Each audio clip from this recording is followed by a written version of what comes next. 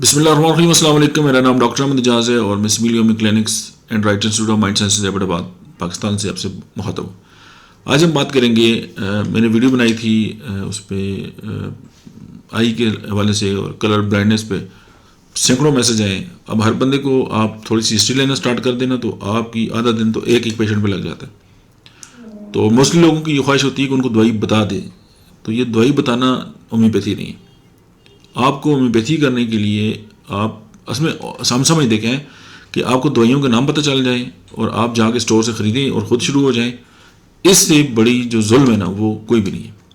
ये वीडियोस चूँकि homeopathic students के लिए होती है और जो हमारे जो आम सुनने वाले हैं उनकी अवेयरनेस के लिए होती है कि उनको एक उम्मीद हो जाए कि होम्योपैथी भी बहुत सारे मामलात ऐसे हैं जहाँ पे बहुत सारे जो तरीका इलाज है उनकी लिमिटेशन आ जाती है। होम्योपैथी वहाँ पे कुछ ना कुछ आपको ज़रूर देगी, आपको मायूस नहीं करेगी। लेकिन इसका ये हरगिज़ मतलब नहीं है कि आप मेडिसिन लेके शुरू हो जाएं और आप कहें नहीं जी होम्योपैथी ऐसा नहीं।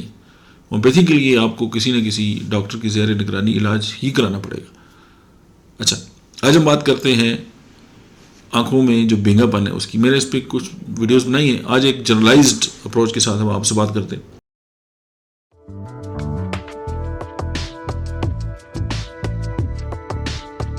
कुछ लोगों में जो है वो बेंगापन जो है वो बहुत पुराना होता है। उनको अचानक एहसास होता है कि नहीं यार अब तो उसको इसकी ट्रीटमेंट होनी चाहिए। तो साइक्लामेन होम्योपैथी की एक मेडिसिन है, आप इसको 30 में अपने पेशेंट को दे सकते हैं।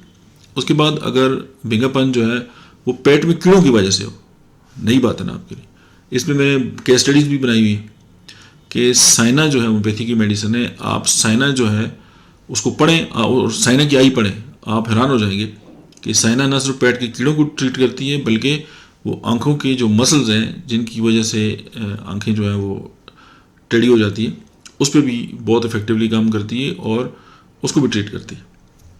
अच्छा, बेंगापन जो है वो दो नज़र आए और वहाँ पे होम्योपैथी की जो मेडिसिन है जेल्सिमम, क्योंकि इसका बहुत ज़बरदस्त जो है वो असर है मोटर नर्व्स पे और ऑप्टिक नर्व्स पे, तो ये आप वहाँ पे कंसिडर कर सकते हैं। लेकिन अगर आप समझते हैं कि जेल्सिमम जो है वो बेंगापन जो है उसमें जो स्क्वेंट आइज हैं उनमें अगर नाकाम हो गई है तो फिर साइक्लामेन को आप ज़रूर याद रखें।